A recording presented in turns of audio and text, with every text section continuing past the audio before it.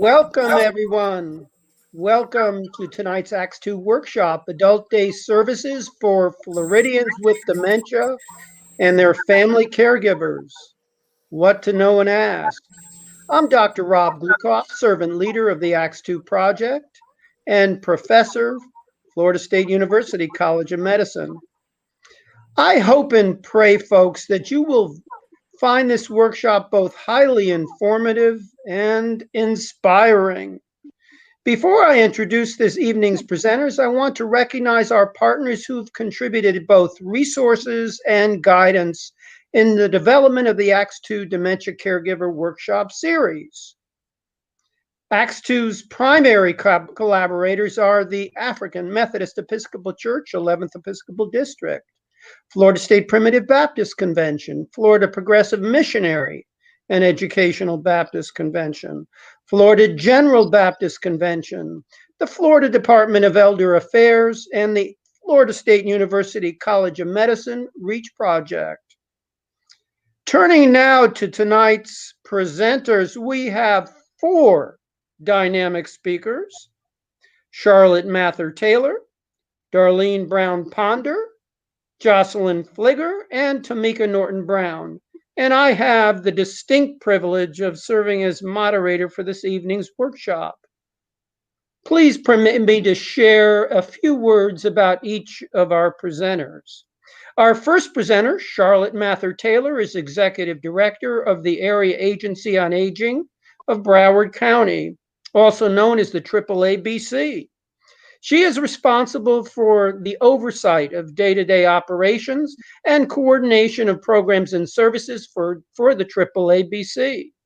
She obtained her Bachelor's of Arts in Political Science from the University of Florida and her Master's of Business Administration from Nova Southeastern University. In addition to serving as Executive Director of the AAABC, Charlotte serves as co-chair of the Broward County Dementia Care and Cure Initiative, the task force of that particular initiative, for which she provides leadership and advocacy to ensure persons living with dementia and their caregivers have the resources they need to thrive. Go Charlotte. In her limited spare time, Charlotte enjoys playing with her new granddaughter, tending her orchid garden, caring for her numerous animals, and meditating daily. Our second presenter, Darlene Brown-Ponder, is founder and president of Tender Loving Care Adult Day Health Center. She received her Bachelor's in Science and Health Services Administration from Nova Southeastern and her nursing degree, her RN, from Broward College. Darlene first became interested in the idea of opening an adult daycare service when she became a caregiver for her dear grandparents. After working as a nurse for many years in the operating room, she decided to follow her passion and open the Tender Loving Care Adult Daycare Center in 2002.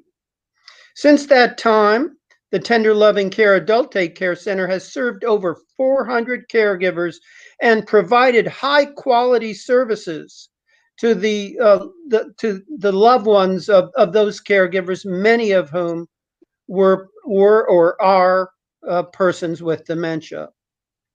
Note that the motto of her adult daycare is, in quotes, keeping families together. Great idea, Darlene. When Darlene gets time off from TLC, she enjoys reading, traveling, and participating in her church's food distribution and homeless shelter outreach ministries. Our third presenter, Jocelyn Fligger, is CEO and president of Elder Care Services Incorporated, Leon County's lead aging services organization.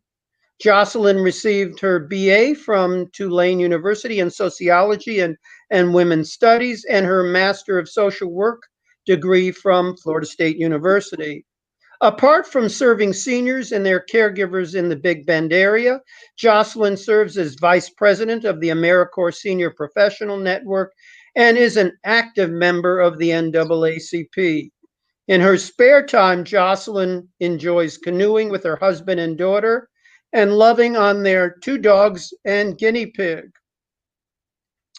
Last, Tamika Norton Brown is project coordinator of the Acts 2 project. She has worked in the area of survey development and evaluation for over 21 years.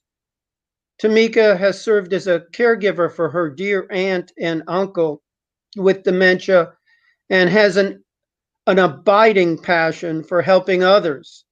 Tamika has been a great source of encouragement and support for literally hundreds of caregivers of older adults with dementia across Florida. She is also a strong leader by example in her church community. Folks, during the course of the workshop, I encourage you to share questions to be answered after each presentation using the text message function of Facebook Live. We also will have a 10-minute question and answer period after our 4th presentation. And now, with no further ado, we have Charlotte Mather Taylor. Welcome, Charlotte. We are looking forward to your presentation. Today with all of you. I'm honored to be here today with all of you to speak to you about the Area Agency on Aging network and services that we can provide to caregivers and their loved ones. So to begin with, I do have a PowerPoint, which will be coming up in a moment, but I also want to mention that my colleague Darlene will be following me, and she just does an awesome job with tender loving care, and it's really a blessing to be here with her today as well. So I'll be focusing on the adult daycare services that you can access through the Area Agency on Aging network and some really cool technological programs that we're offering here in our Broward County AAA. So next slide. Just a brief about the Area Agency on Aging. What's great is there are 11 area agencies in the state of Florida. So no matter where you live in the state, you can access an Area Agency on Aging to help you. We're located in Broward County, and our area is solely Broward, but most of the area agencies actually cover more counties. What's very important is, next slide, is that the Area Agency on Aging also operates an Aging and Disability Resource Center, which is part of a statewide network that operates a helpline that's available to you to call during the day to call and find out what types of services can help you and your family member. And that helpline provides information and referral and is the first step also if you're interested in getting into long-term care Medicaid system. Next slide. So the Area Agency on Aging has a variety of different providers that we contract with. And so we have different senior centers that we have relationships with. A senior center is a gateway for the elder community, and they connect older adults to vital community services that can help them stay healthy and independent. Unfortunately, during COVID-19 this past year, many of our senior centers had to close, and that was very, very difficult for those that attend them regularly. There's about 260 senior centers operated by a variety of different organizations in the state of Florida. For example, in Broward County, we actually have quite a few senior centers that are operated by the local cities.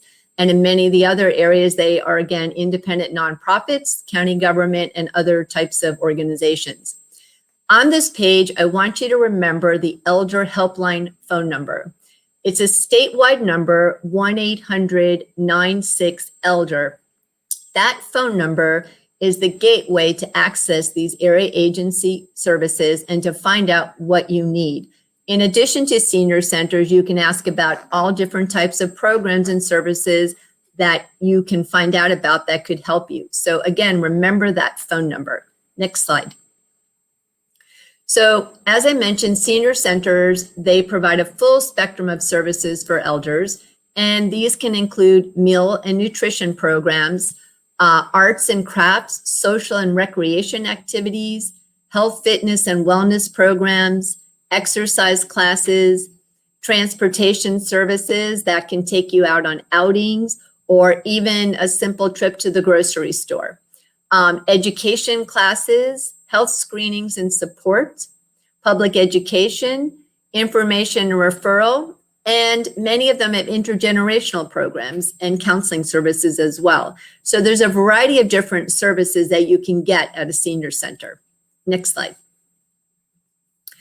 About 70% of the senior center participants are women, and half of them live alone. So it's a wonderful opportunity for them to interact with other people.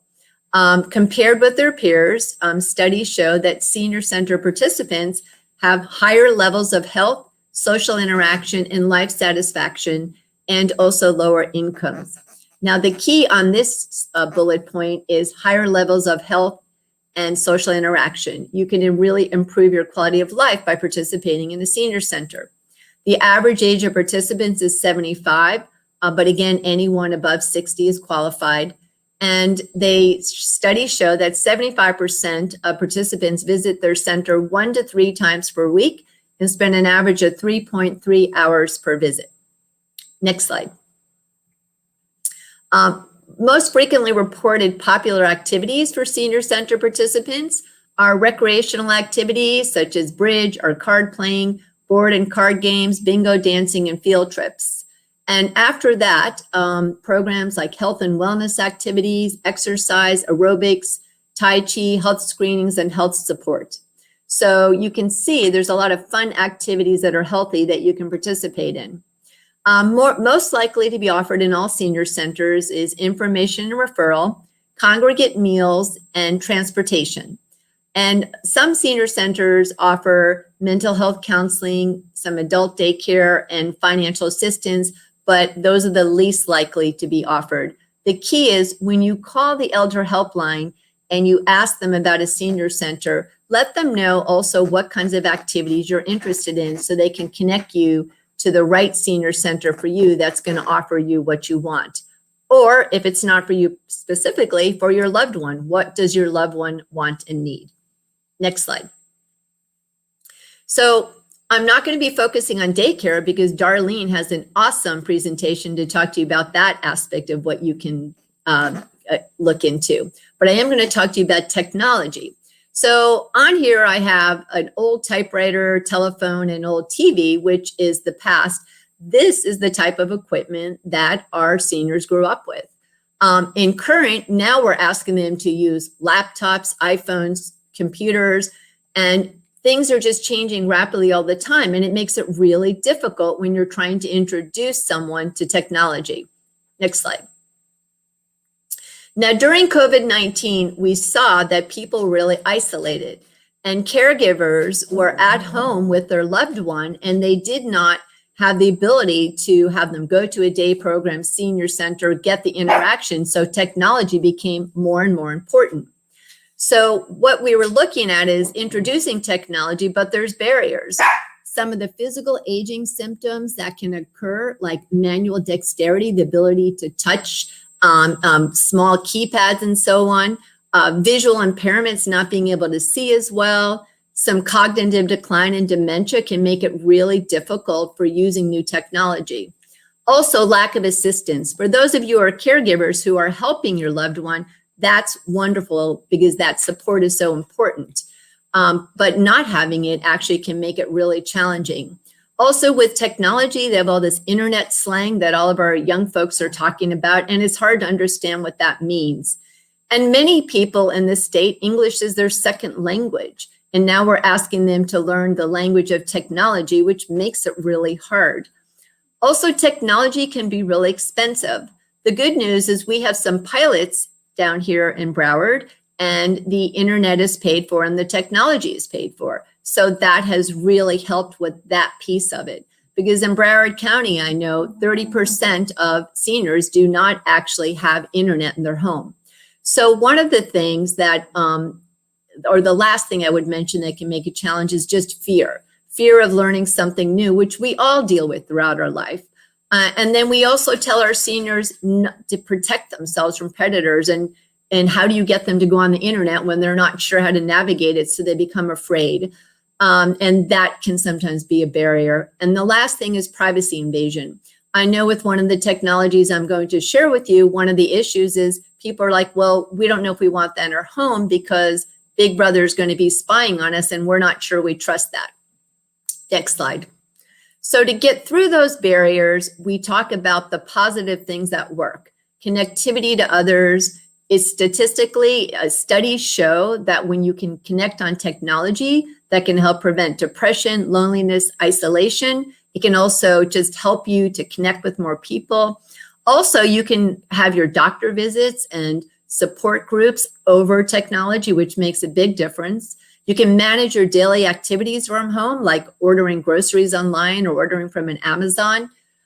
It can provide mental stimulation, safety, and enjoyment, just plain enjoyment. You can learn new skills.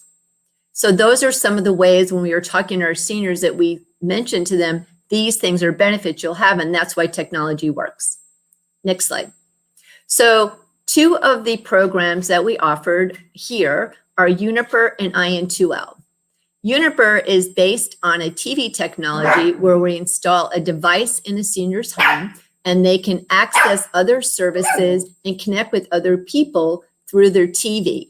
It's a wonderful tool for caregivers because as a caregiver, you can actually work with your loved one and have them interact with a variety of different programs through the TV. In addition, we have another program called IN2L. IN2L, actually, the studies with IN2L were based on helping dementia and individuals with Alzheimer. They have all kinds of wonderful modules on the IN2L tablet, which have worked really well. Our caregivers who have been working with that have just shared with us how grateful they are for particularly the IN2L tablet. And then I have a couple other initiatives I'll conclude with, but next slide. So we have Uniper Care. If we have time, we can show a little bit about what it is. We'll play that video and you can see what Uniper Care offers.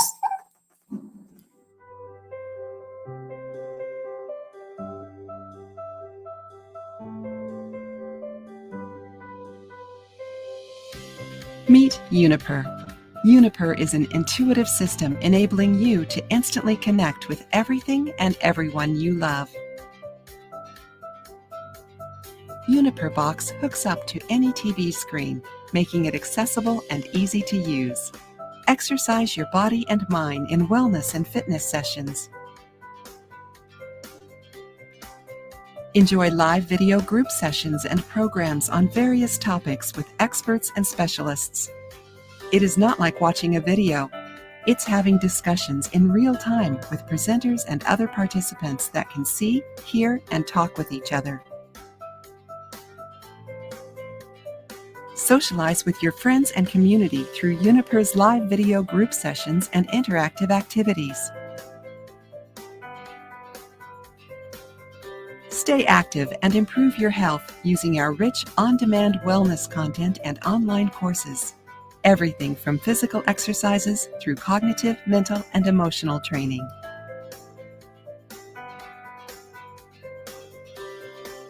Share special moments with your loved ones. Embrace your free time. Enjoy Uniper. So Uniper is offered now in some of the other AAA areas. So if you would be interested in Uniper, just call that 800 number and have them connect you to the AAA that's closest to you. And if they're available, you can still get Uniper at this time. Next slide. So it's never too late is the other technology. Right now that is only offered in Broward County, but there is a program called Project Vital, and Project Vital is with the Department of Elder Affairs. So there may be a possibility to get that in other parts of the state through the Alzheimer's Association. So if you're interested in that, I have my email on the last slide. You can also email me and I will try to connect you to that. So IN2L is next. Please check that one out right now. Staying connected is more important than ever, especially for older adults. Put the power of connection in their hands with the IN2L tablet, a simple way to connect seniors with the world around them. Maintain access to healthcare providers with telehealth video consultations. Visit loved ones virtually with Quick Start Video Chat. Experience special moments with shared photos and videos. Explore over 1,000 preloaded applications that facilitate learning and fun, improving wellness, and more. Keep seniors connected to the people and experiences that matter to them with the IN2L tablet. Learn more at in2l.com today. I can report that our caregivers that have been using the IN2L tablet have said it's really helped with agitation. It's helped with wandering because the tablet really does engage their loved one. And it's also helped their loved one to actually be more joyful because there's a lot of really cool programs on it that go back to when they were younger and they really enjoy that reminiscing. Next slide. So the other initiative I want you to know about is the Department of Elder Affairs has robotic pets and MP3 players that are available. They're free, and you just go onto that website link and you can order one. We ordered one for my mom, who's 96 and also has dementia, and I can tell you she absolutely loves it. It's been a great source of joy for her, has helped with her agitation, and just really she can spend a lot of time with it, and it's making her very happy. So I strongly recommend those robotic pets as well, which is why I wanted you to see that. The last thing I know we offer in our area is computer literacy classes, and I'm sure many of the other AAAs do as well. Some of our providers will offer that to those of you who are caregivers who might need some assistance and to your loved one who might be able to navigate as well some of the programs on the computer. So that is something else that we recommend. Last slide. So here's my email address, and you can please email me, any of you, if you want to seek any additional information. I'm happy to help you. I have that elder hotline on there again, the phone number that you call, because again, you can find out about the many different types of services that are available to assist you. The one thing, please always know you're not alone. There are people who want to support you, and it's really important that you exercise self-care and check into services that can help you and your loved one. Thank you.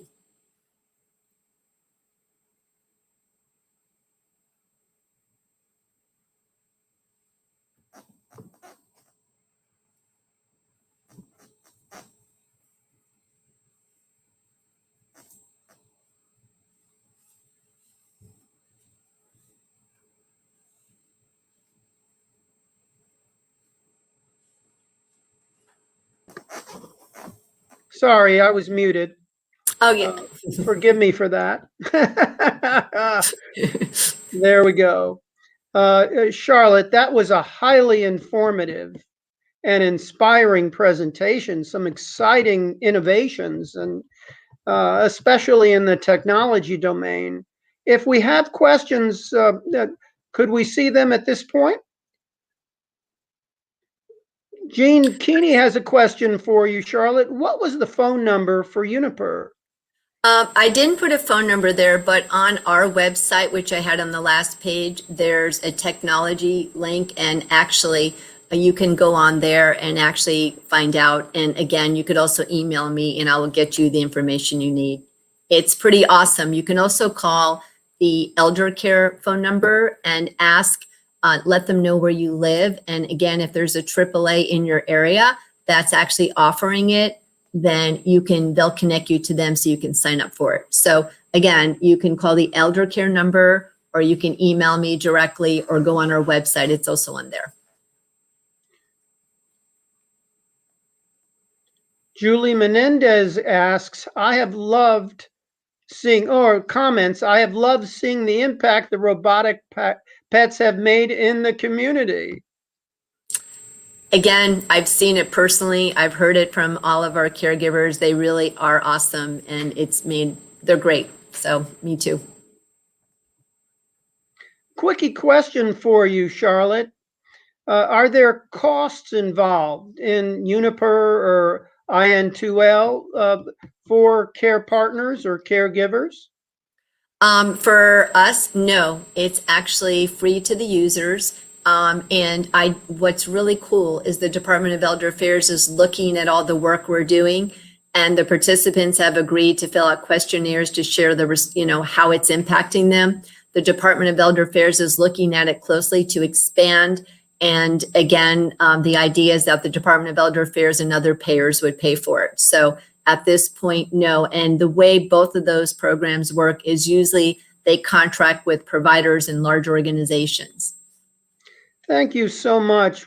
We have one last question from Rosie Star Shines. How do I get the robotic pet? I'm at the website and can't find the link. Look on that front page and scroll down a little bit, and you should see it. I put the picture of the robotic pet on there. If you scroll down that page, the Department of Elder Affairs page, you'll see it on the right side, lower down. Well, thank you so much, Charlotte Mather Taylor, for an inspiring presentation. I just wanted to encourage our audience participants. If you have used technology during the time of COVID-19, let us know by putting your comments into the Facebook Live chat, and then we can share that information with others. We will have Charlotte back for the panel at the end of the fourth presentation. And now we have Darlene Brown Ponder. Welcome, Darlene. We're very excited to have you here and to hear more about TLC. Robert, thank you for such a warm introduction. I am grateful and honored to be here today. I remember clearly that day when my parents told us that our grandparents was going to move in with us. My grandfather, he was diagnosed with metastatic lung cancer, and my grandmother became legally blind due to cataract surgery, and she had many ailments. It was very traumatic for my family, for me and my family, to see them in such a condition. I still remember that day when I went into the garage and I saw my mom sitting down with her head down, and she was crying. And I knew she was crying because she felt helpless and she was in despair. But there was nothing I can do. Within a year, my grandfather died. And within 4 months, my grandmother, she passed.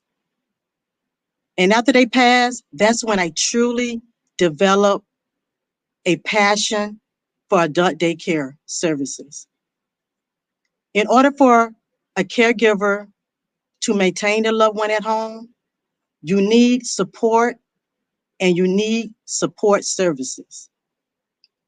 And I truly believe that adult daycare services is a very important component in maintaining your loved one at home and also for them to age in place. And what I mean by age in place, I mean by aging in a comfortable environment, an environment that is peaceful, an environment that is filled with love, an environment that maintains a high level of dignity. And that is what I'm going to speak about, the benefits of adult daycare. Next slide. You may ask, what is adult daycare? It is a non-residential facility that supports the health, nutrition, social, and daily living needs of adults in a professional staff group setting. Most of the adult daycares hire certified nursing assistants. Adult daycare is an option for seniors who may require some guidance, interaction during the day, but doesn't need all the services offered from a assisted or senior living residence. Overall, it improves the quality of life for adults and caregivers. Next slide. There are key benefits of adult daycare. One of them is respite care. Caregiver can be physically, mentally, and emotionally overwhelming. Adult daycare can reduce caregiver stress because the caregiver is able to do self-care, work, and spend time with others. Another benefit is socialization.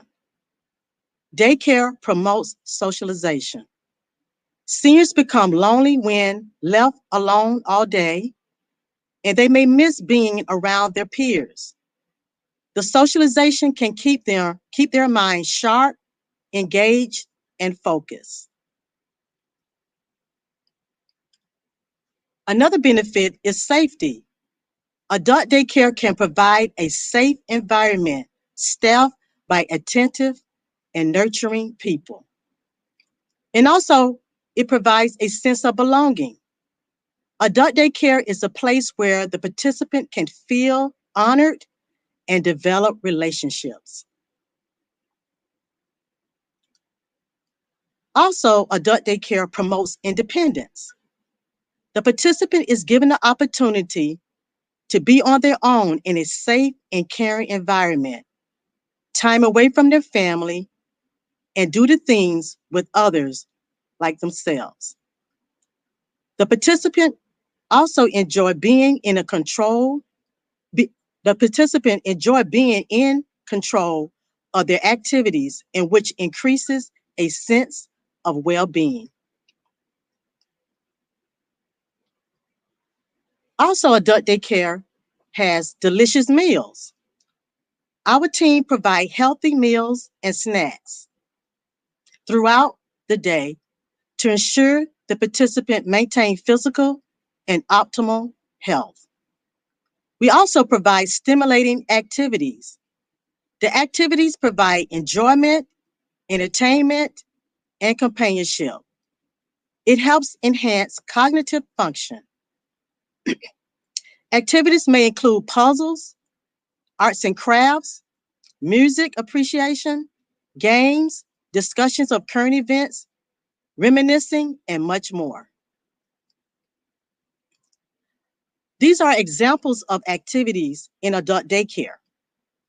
We play dominoes, we do word search, we do family feud, Price is Right, basketball, bowling, Wii games, Pac-Man arcade games, painting, sing-alongs, dancing, playing instruments, health education, charades, ring toss, horseshoe games, horse race games, bullseye, movies, trivia, brain exercise games, chair exercises. We also, at my daycare, we relearning Spanish and Creole. And then we have spa day where we do manicures.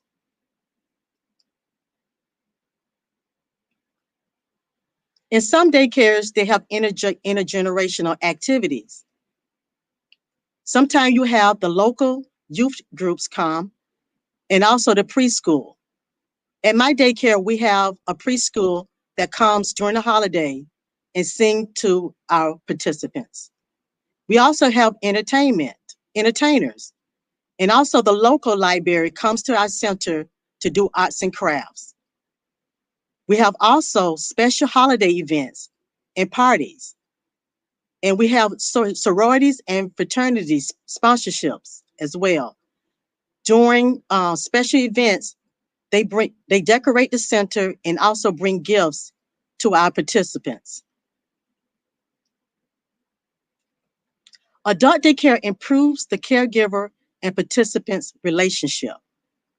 The major reason a loved one is moved to a nursing home or assisted living facility is due to the overwhelming stress on families. We also monitor their health. Our nursing team will monitor vital signs, administer medications, health uh, health changes, diabetes, health issues, weight, and diet.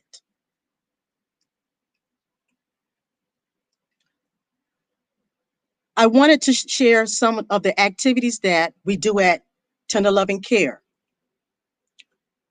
The lady participant, she is doing an art project for National Domestic Violence Month. And on the other side, the two gentlemen are playing pool and having lots and lots of fun. Every adult daycare center is different. Activities are determined by the participants' demographics, cognitive status, and disabilities. At TLC, we are a multicultural daycare. We have participants from Haiti, Jamaica, Trinidad, Venezuela, Puerto Rico, Dominican Republic, and many, many other places. Therefore, we try to play different variety of music. Next slide. On this slide, our participants are playing hockey.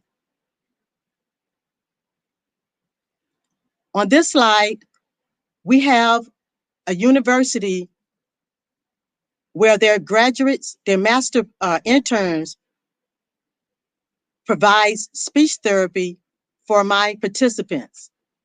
The speech therapy is not only help them with their speech, but also with their cognitive level. And you see on that slide, they're having lots and lots of fun. And they look forward to it. And they have it twice a week, virtually. On this slide, you see that some of our participants playing arcade games. And arcade games, they are good for cognitive improvement. On this slide, you see that they're playing basketball and also the Wii games. And the Wii games are also good for the memory and cognitive improvement.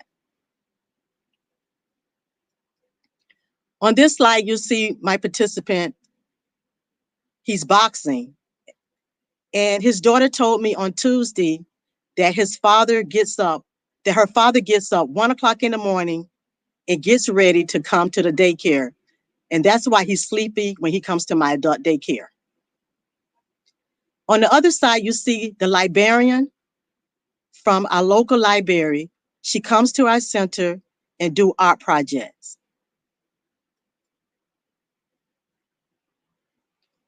Adult daycare provides a safe, supportive environment for older and special needs adults who need assistance with activities of daily living. We provide mental, social, and physical stimulation through various activities. In addition, we offer you the peace of mind that your loved one is in a good environment, so you will be able to work, self-care, and perform other responsibilities. Thank you. Thank you so much, Darlene Brown Ponder. What an outstanding presentation. And what really moved me were the examples that you provided of the activities offered at adult daycare and in particular TLC. Thank you. I believe we have some comments if you want to share them. Well, we have Raven Basin saying, "Wow, this center has many great features." Thank you. Her grandmother loves a few rounds of bingo. Maybe you need to meet her grandmother. Yes, come on. We give out prizes too. Thank you, Raven. Thank you. Jean Keeney says dancing, even though even though he was never a dancer before. I guess that's her loved one in the photo. Oh, okay. Yes, yes. We love dancing on Fridays. Kathy White, one ran a band, the other had a record store. There you go. Oh, wonderful. Elizabeth Lombardo, great presentation, Darlene. Thank you. You're getting loads of affirmations from Tammy Hilligoss. Thank Thank you, you. Darlene. Thank Janita you. Mosley, Kathy White says, I would love to see if I could get an MP3 player for 2 of my men at my center in Columbia County. Oh, definitely. And Constance Pierce Lackey, are there any adult day services, Darlene, for individuals under the age of 60 that have some cognitive decline? For example, in the early stages of the condition. Yes, I do. I do take participants under 60. I do. In the past, I have had participants in their 50s, in the early 40s, and their 50s, and recently now I have one like in his early 60s. You're inspiring, Darlene. Thank you. Patricia Griffin says, great presentation. Thank you. Thank you. Well, also, I think we need to shift at this point, but folks, for those who didn't have your questions or comments addressed, we will have a 10-minute question and answer period where you can ask, or during which you can ask Darlene other questions. Thank you so much, Darlene. And now we have Josephine, sorry, Josie, Jocelyn Fligger coming up next. Hello, Dr. G. Thank you so much for having me tonight. Hello, everybody. So I am Jocelyn, or Josie Fligger, and I am the luckiest person in the world because I get to be the CEO of Elder Care Services in Tallahassee, Florida. And we are the lead aging services agency for Leon County. And I was going to talk a little bit about that. So we can go to the next slide, please. That's us right there. And the next one, please. So how is the aging network structured? So we get federal money coming into Florida. Then the Florida legislature also has budget for senior services. That's provided to the Department of Elder Affairs. Department of Elder Affairs, they fund the aging network. So they're going to be providing funds that go to the AAAs, the Area Agency on Aging.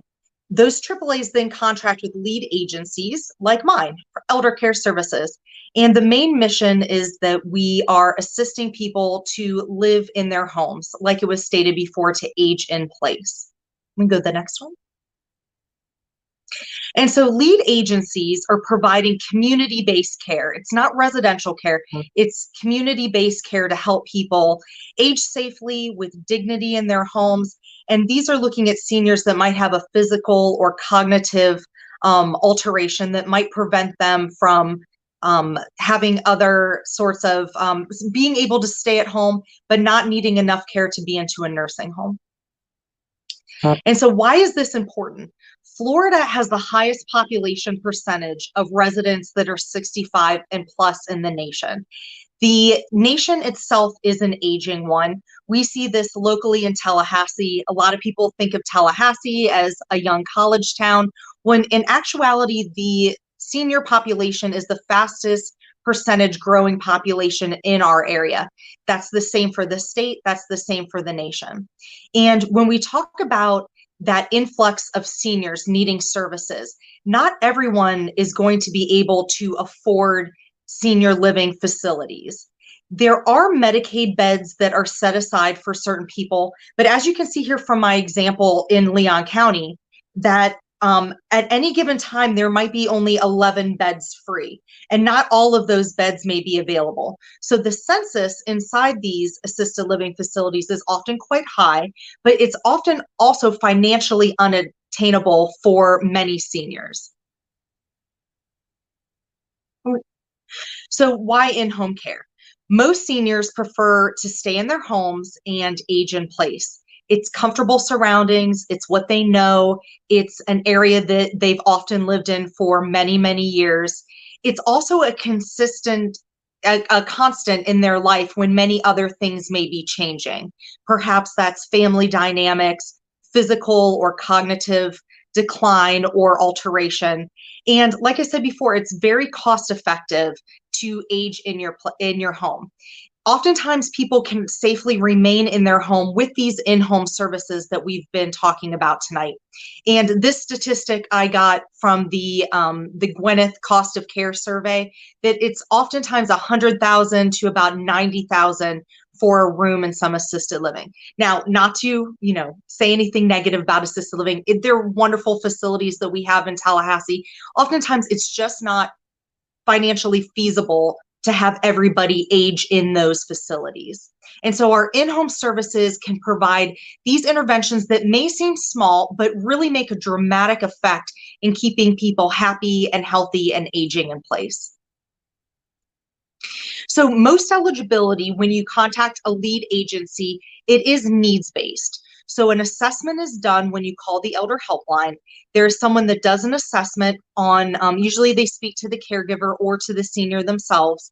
They look at their financial abilities, if there's any distress with the caregiver, are there any limitations with physical or cognitive faculties, and then they're going to rank the applicants, and the ones that are in most dire need are often put to the front of the queue. And so it's not a first come, first serve. This is a bit more equitable because it is allowing care and services, subsidized services, to be provided on a needs basis. One of the big components of aging in your home is senior nutrition.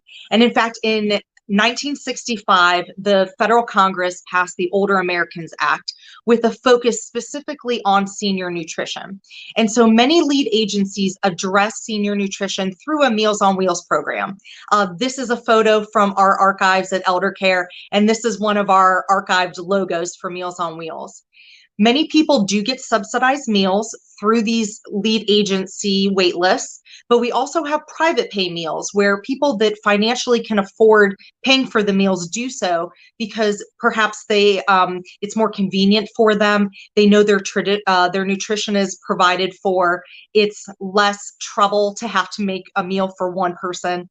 We also provide meals at congregate sites. So like was said before, one of the big things that we focus on is social isolation. And so at congregate sites, seniors can come and enjoy a meal together in blue sky times. Some of them are reopening now during COVID or, with safety precautions, but they can enjoy a meal together, get programming, nutritional programming, community events, things like that. And it's really just a way to kind of two birds with one stone, social isolation and nutrition in one congregate setting. There's also senior outreach services that can connect clients and their caregivers with the services and the goods that they need. And so at Elder Care Services, we have a wonderful information and referral department. You don't have to press, 8 and 5 and all this on your keypad. You get connected with a real person, and that they can assist you in finding services maybe through our agency or in the community that can assist people that want to stay in their homes. We also provide emergency food pantry where we're able to give out a bag of emergency food supplies that can last for 3 days. We do that once a month for clients. We also facilitate a financial federal program that looks at energy assistance and what's called eHeap that's available in most areas. And this is for seniors that might be in a precarious situation with their utility bill. So you and I, viewer, might have the capability when it's hot out to adjust our thermostat and not really think about the consequences for a bill. But for seniors that are on a very tight budget, a very limited static budget, they're not able to do that. And so sometimes, they might face difficulties, and this program assists them. Another big area that we assist people with is adaptive medical equipment. This could be lift chairs, bedside commodes, grab bars for the shower. So these seem like fairly minor interventions, but they can make a world of difference for people that need these supplies so that they're comfortable in their homes. We get these items through donation. We clean them up, we turn them right back around and give them out for free. The same thing with other durable medical equipment like rollators, walkers.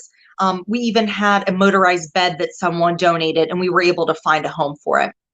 Consumable supplies, Lead agencies are often a fantastic resource for this. We are afforded funding that can help provide for things like incontinence briefs. If you want to talk about social isolation, one of the biggest things that keeps people isolated is not being able to afford incontinence briefs. And we could do a whole presentation about incontinence, but I'll save that for another day. But it is a very important aspect of aging and something that keeps people from being outside their homes and interacting with others. So other consumable goods,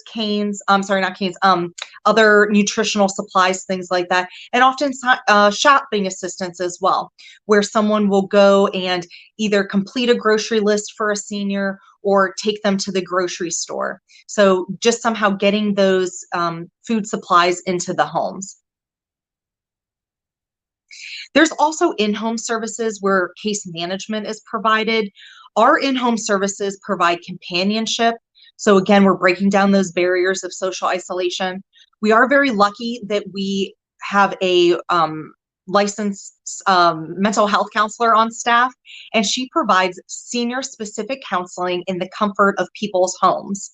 We also do homemaking.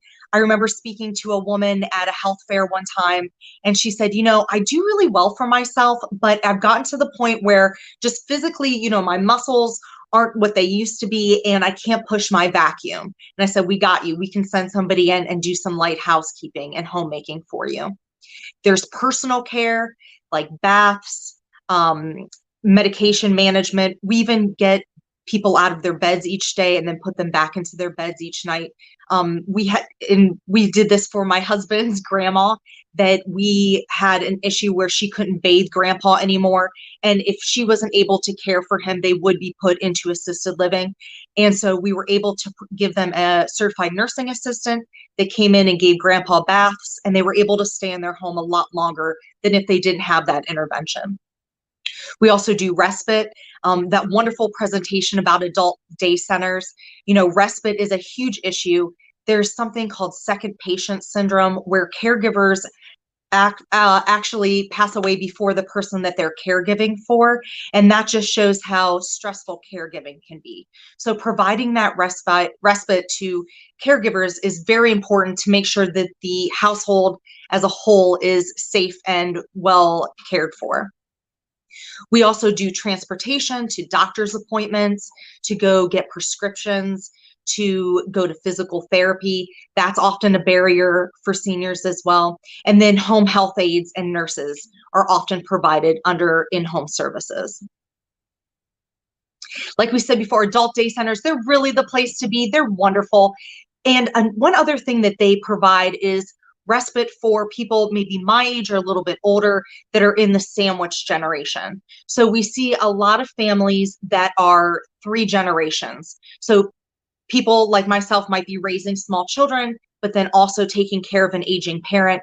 And if that were to happen in my household, I would still need to continue to work. So having some place to take an aging parent or grandparent that lives with you is really a wonderful way to keep the household running and to have a great community input into making sure that everybody in that household is having their needs met. And then this is me. This is our contact information. And I tried to use pictures of elder care clients and staff. This is one of our clients at our adult day center with our director, Lexi. And it's really just a phenomenal place to be. And it's really important to think that, as maybe a standalone program, that it doesn't seem like it's a big thing to provide, but for somebody that really prefers to be in their home, these in-home services can be the difference between happiness or being in away from their family. So thank you.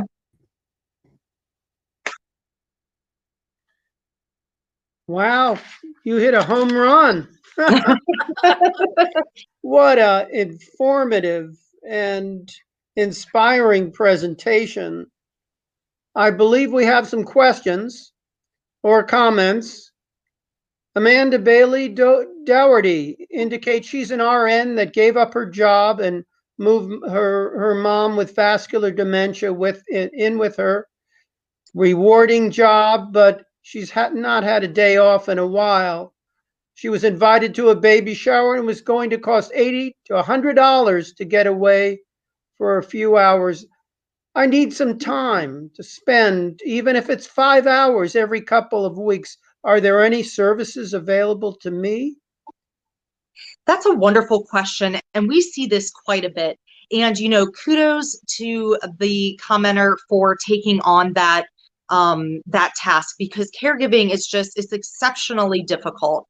And so I would do is get in the queue on the elder helpline and see what services are available. You can also ask your lead agency if they are a program that provides senior companion volunteers. That's a very big program in the state where other seniors can come in and provide that companionship, but also respite. So that's one idea. Oftentimes hospices can do the same thing, but I would contact your lead aging services agency and see what's available. Quickie question for you, Jocelyn. If you're not in Leon County or the surrounding areas, how do you identify a lead agency? What does it mean? So lead agencies are the county-specific service providers, but the way to get that assessment for subsidized services would be to call 1-800-96-ELDER. And that's the elder helpline. And even if you wanted to private pay, that would be a great way to get involved with your lead aging services agency. We have here we go. Alma Littles, you're getting a strong affirmation from Dr. Littles, a very, very helpful. Thank you so much for sharing with the community, Jocelyn. Thank you. Well, from Vicki Rose, wonderful. Thank you to you and to all the presenters.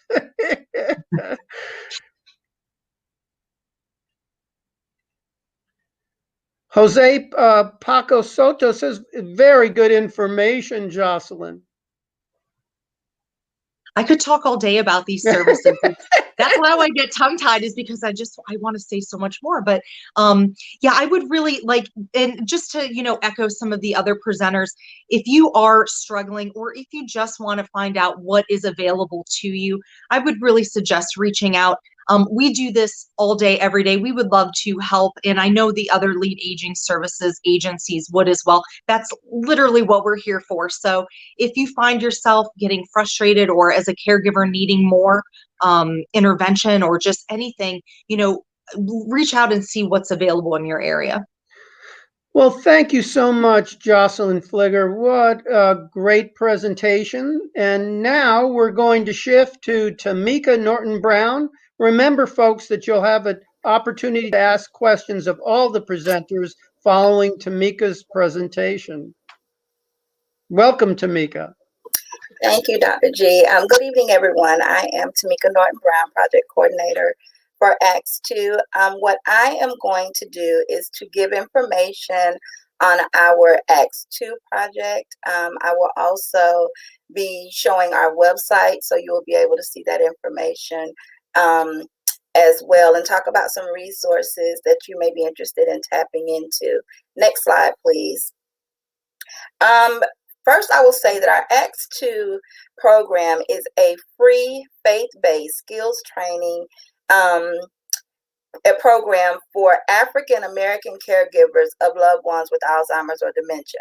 Now, I will say that the 12-session program is for African American caregivers, but anyone who calls or contacts me via email or on the website, if you're not African American, we will plug you into some of the resources that are available in your area.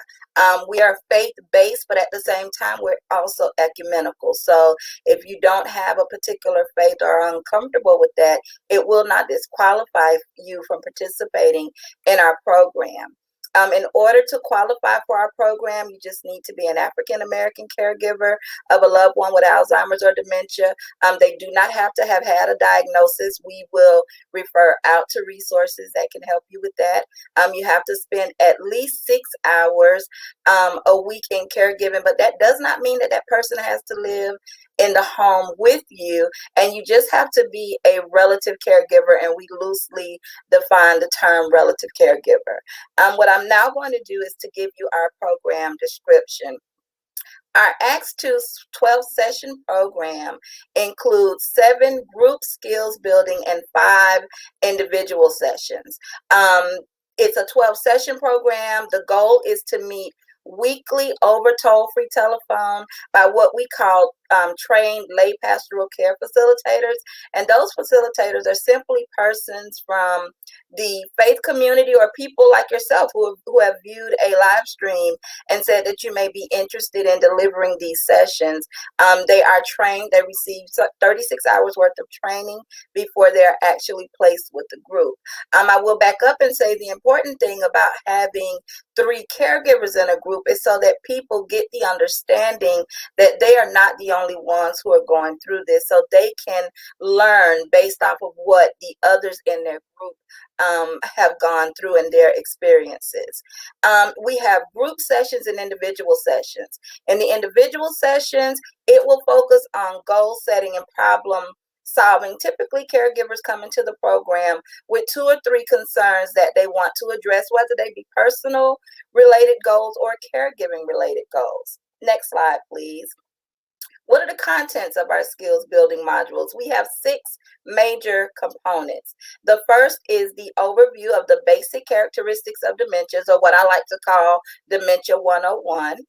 We do relaxation training that's combined with prayer and or meditation. There's this entire myth that all it takes to relax is to just go home, kick off your shoes, and get in your favorite chair. When actuality, there is an actual process, and so we teach our caregivers to be able to calm their mind, to calm their body, to calm their spirit, so they can truly enter into relaxation mode. There's also effective thinking about the challenges of caregiving that are coupled with scripture, just kind of changing the way you think about your caregiving situation. Next slide, please. There's my favorite, building in pleasant daily activities. I call it the me time module. Just negotiating being able to take 15 minutes to listen to some gospel music or to take a walk, or if your thing is to go to Walmart, just being able to negotiate the time for yourself to be able to do little things that will just help give you that boost to get through your day. We have communicating effectively, not only with the care partner, with the person you're caring for, but with family and other health professionals. And then we also have the developing effective problem solving skills through the personal goal setting. And as I said, those can either be personal related goals, or they could be caregiver related goals. And for me, that element is so very important, that caregivers get those 5 weeks of one-on-one with that facilitator, because for many people, you see people that are caregiving out with their loved one. You see them at the doctor's office, you see them in church, you see them in the grocery store, and everybody always asks the question, how is your mom doing? How's your dad doing? How's your aunt and or uncle doing? But nobody ever stops to think that there's a whole person behind the scenes who is administering that care. And so they really get 5 weeks one-on-one with that facilitator to work on goals that are important to them. Next slide, please. Here are some dementia care resources. We do these type of events so that we can really plug our caregivers into resources that are available. And I always say that when I was a caregiver, and I did it for many, many years, I did not take advantage of resources that were available to me. I was kind of raised that what happens in my house stays in my house. But now that I know better, I'm trying to do better, and I'm encouraging everyone to reach out, to take advantage of resources that are available. Some of them are the Alzheimer's Association, the Alzheimer's Foundation of America, the Florida Department of Elder Affairs, the Elder Helpline, the Elder Care Locator, and the Alzheimer's Disease Education and Referral Center. Next slide, please. How can caregivers contact the X2 project? There are many ways that you can contact us. One of the ways is you're here tonight on our Facebook page. You can always leave a message, send a direct message. We do respond to those messages. We have a toll-free number. That number is 1-866-778-2724. We have my local cell phone number, 850-274-4945, or my email address, tnnorton@fsu.edu. We have our website, and what we're going to do is bring the website up so that you will be able to see the content on our website. Okay. If you would, please click on the links tab. Okay, here on this tab, we have useful links to resources that are available not only in the state of Florida, but that are available nationwide. So we have prayers, we have readings, we have information on the basics of dementia, etc. If you will now go to caregiver resources. Here is some of the information I spoke about before: prayers and readings, the Alzheimer's disease fact sheet, information on managing sleep problems, coping with agitation and aggression, etc. If you will now go back up, and if you will click on donate. Okay. We are primarily funded by grants and investments from the faith community and private donors. But if you'd like to learn more about how to potentially donate or how we are funded, you can go to our donate page and get that information there. And if you will go back up lastly and click on sign up. If you come to our contact sign up page, it has listed our toll-free number, it has my cell phone number, and also my email address, and you can actually contact me through this form. If you fill in your information, if you just have a question, or if you were just wondering about something, or even if you were in this live stream tonight and didn't catch a phone number and just want more information, you can fill out this form. This form routes to my email address, and I do respond to everyone who contacts me. What we are now going to do, we can take the website down. And what we're now going to do is to bring everyone back up to have a panel discussion. Thank you so much, Tamika. That was really moving to hear about your personal story and your commitment to providing resources to others that you may not have had access to or were reluctant to address. You're bringing it to the people on a regular basis. The message that you share with others brings people to activities such as our Facebook Live workshops, and also channels them to each of the presenters' organizations. And now they can benefit maximally from the resources that are available through the state, through TLC. Knowledge is power, and you are bringing it. Thank you, Tamika Norton-Brown. You're very welcome. Now we have time for questions and answers from our panel. And we have Jocelyn back with us. Dale, please forgive me, Dale. Meter, I believe. Love this format for community information. Thank you for your affirmation, Miss Meter. That's my mother-in-law. She's an amazing caregiver. So this is you, Dale. You guys, I don't know how she does it. So I see firsthand that it's important to have supports for caregivers. Janita Mosley, great presentation. The IN2L program is an amazing, excellent program for seniors. Thank you, Janita. Marie Vaillancourt, what are you referring to with a AAA? Well, I'll leave that for Charlotte Mather Taylor to respond to. Well, AAA stands for Area Agency on Aging, and both Jocelyn and I spoke about it, and that is the agencies that exist all throughout the state of Florida. There's 11 of us, and we operate the Elder Helpline that you've seen the phone number put up a couple of times by me and also Jocelyn. That Elder Helpline is the number that all of you should call so that you can connect to the people that will give you assessments, will help you to choose the services that could best help you. And so I highly recommend that everyone reach out and call that Elder Helpline. Jean Kinney, residence requirements. Are there services available for snowbirds, seasonal residents? There are area agencies on aging throughout the United States. So they're also available to snowbirds when they're at home in their other states. You'll have to call and check to see what's available. The majority I know of our participants are actually residents of Broward County. But again, I don't know your situation if you own a home in the county you're in and what you're doing, but it doesn't hurt to call and ask. And again, you can find a AAA in other states as well. So,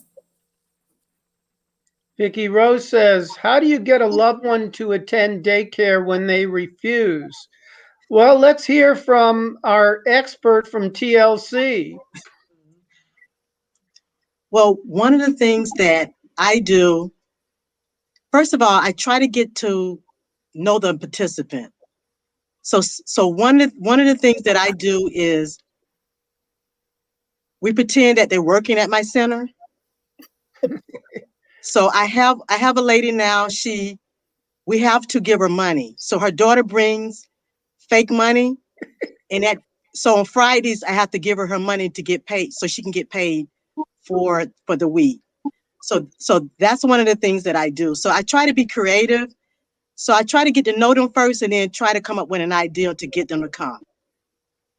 So that's one of the ways that I do. And then also I do a free guest day so they don't feel obligated. So they come that one day to see if they like it or not. And then that way they feel like they're part of the decision instead of just coming to the center. So that's one thing that I do is do a free guest day. Thanks so much, Darlene Brown Ponder, for your suggestion regarding, I think some people call it creative fibbing, for the benefit and dignity of the person involved, because they will benefit from adult day centers, even though they may be initially reluctant. Mm-hmm. Laura has an affirmation. Laura Copeland, you all are just incredible. I echo that sentiment. Thank you for your fantastic program and helpful information. Tammy Hillegas, that's what they did for my mom. I think that's for you, Darlene. It works sometimes. It works. Creative fibbing. Okay, the entire presentation was simply amazing. Thank you, Chanita Mosley. Amanda Bailey Dougherty, thank you for all you're doing and the services you're providing. I have a question for the group.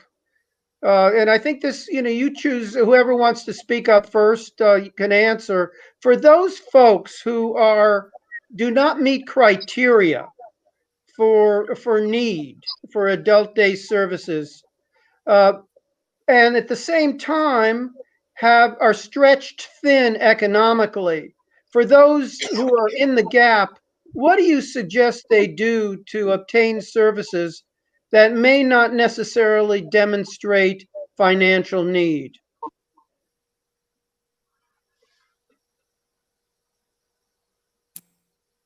So, the needs are not just financial. So they look at a wide range of parameters. And I think maybe somebody else could speak to this, but they look at, is the caregiver distressed? If something isn't done, would this person go into a nursing home? So if you still need subsidized care, you can't pay for it out of private pay, that they look at a variety of factors to get those services. maybe small interventions or asking other family or friends to assist as well, or neighbors. Sometimes I've seen that before. One of my friends is 91 and she gets help from her neighbor who's a college age person. And that's helped both of them quite a bit. That would be my perspective on that. Others' feedback, please. I would reach out to different organizations like Acts 2, the area agencies, different organizations that provide caregiver support. And I think the key there is that there is a lot of help out there and you're not alone. There's people who want to help. So when you reach out, that's when you'll find out what's available to you. And as Jocelyn said, financial is not really the primary criteria. It's really about need and where you're at as to, in the spectrum of what's going on with you and your loved ones. So that's really key. Thank you for educating us that it really is the criteria are multiple and financial is only one criterion. There may be others that trump, so to speak, the maybe not meeting the criteria economically. Is that what you're suggesting? Well, area agency on aging services are not financially based. They're open to everyone. It's really based on your need. There are a couple when you get into the technical piece programs like community care for the elderly and ADI, where they'll ask you for a co-payment, usually 1 to 3% of your income. But really, it's more focused on need. That's very encouraging. Glad to hear that.